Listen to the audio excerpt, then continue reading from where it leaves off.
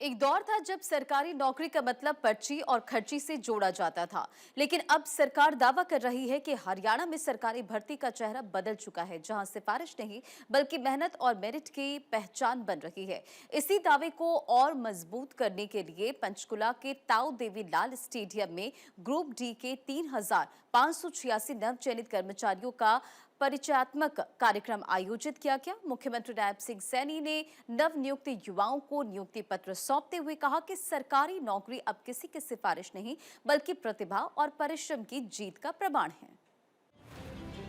मुख्यमंत्री नायब सिंह सैनी ने कहा कि एक समय था जब हरियाणा में सरकारी नौकरी का नाम आते ही सामान्य परिवार चिंता में पड़ जाता था। नौकरियों पर कुछ परिवारों, कुछ क्षेत्रों और सत्ता से जुड़े कुछ लोगों का कथित अधिकार समझ लिया गया था। योग्यता पीछे रह जाती थी और पर्ची खर्ची परिवारवाद व क्षेत्रवाद का बोलबाला था। एक छोटे गांव के अंदर भी जाएंगे, अगर बात करेंगे, छोटे गांव से भी 3-4 युवा ये बात कहने वाले मिलेंगे कि हमें बिना पर्ची बिना खर्ची के नौकरी मिली है। साथियों, अगर बड़े गांव के अंदर जाएंगे तो आपको 300 से 400 तक युवा ये कहने वाले मिलेंगे कि हमें बिना पर्ची बिना खर्ची के नौकरी मिली है। मुख्यमंत्री ने 9 चयनित कर्मचारियों से सीधा संवाद करते हुए कहा कि आप ग्रुप डी के कर्मचारी नहीं बल्कि गुड गवर्नेंस की डिलीवरी टीम हैं। मुख्यमंत्री ने कहा कि युवाओं को विदेशों में शिक्षा व रोजगार दिलाने के लिए विदेश सहयोग विभाग बनाया गया है, जिसके माध्यम से हरियाणा के 210 युवाओं को दुबई भेजा गया है। 390 युवाओं को 2 चरणों में इजराइल भेजा गया है। शिक्षा रोजगार दिलाने के लिए हमने विदेश सहयोग विभाग बनाया है और लगभग हमने इसके माध्यम से दुबई के अंदर हरियाणा के हमारे 210 युवाओं को भेजने का काम किया है और इसी प्रकार 390 युवकों को साथियों 2 चरणों में इजराइल भेजे जा चुके हैं, जहां हर महीने वो हमारे युवा साथी लगभग 3.5 लाख रुपए से अधिक वो साथियों कमा रहे हैं। मुख्यमंत्री ने कहा कि परीक्षा प्रणाली में सुधार के लिए विशेषज्ञों की एक उच्च स्तरीय समिति गठित की गई है और राष्ट्रीय स्तर पर परीक्षा सुधार की प्रक्रिया आगे बढ़ाई गई। लोक परीक्षा अधिनियम 2026 के माध्यम से संगठित परीक्षा अपराध करने वालों के लिए 10 वर्ष तक की कैद और कम से कम 10 करोड़ रुपए तक के जुर्माने जैसे कठोर प्रावधान किए जा रहे हैं। लोक परीक्षा अधिनियम 2026 साथियों उसके माध्यम से संगठित परीक्षा अपराध जो उसको कड़ा कानून बनाया जा रहा है और उसके तहत साथियों 10 वर्ष की कैद अगर कोई व्यक्ति पकड़ा जाता है और 10 करोड़ रुपए का जुर्माना साथियों जैसे कठोर प्रावधान इसमें किए जा रहे हैं।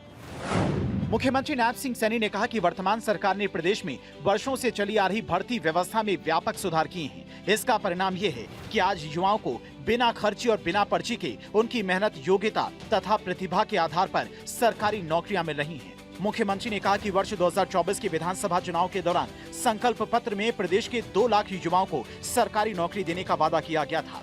उन्होंने प्रसन्नता व्यक्त करते हुए कहा कि पिछले 1.5 वर्ष में 42,500 युवाओं को सरकारी नौकरियां प्रदान की जा चुकी हैं।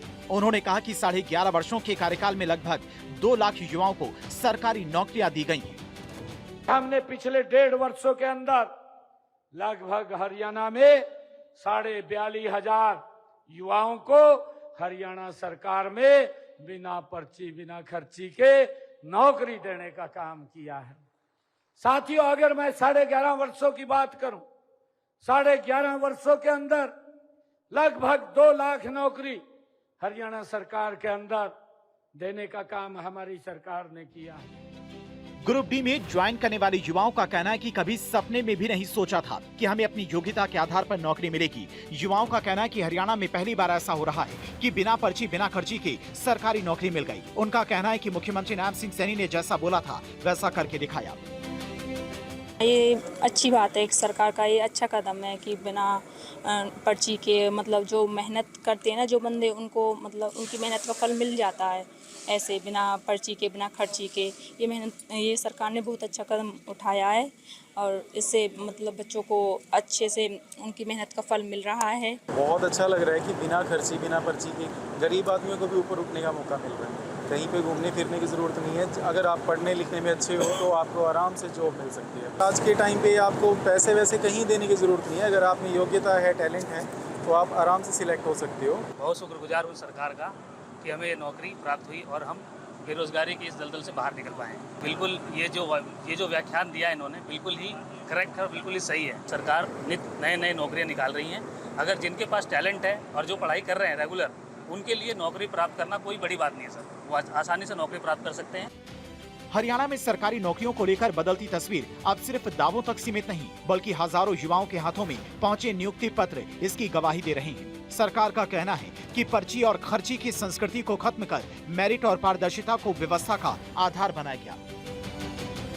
चंडीगढ़ से डॉक्टर थानेश्वर शर्मा की रिपोर्ट, भारत 24।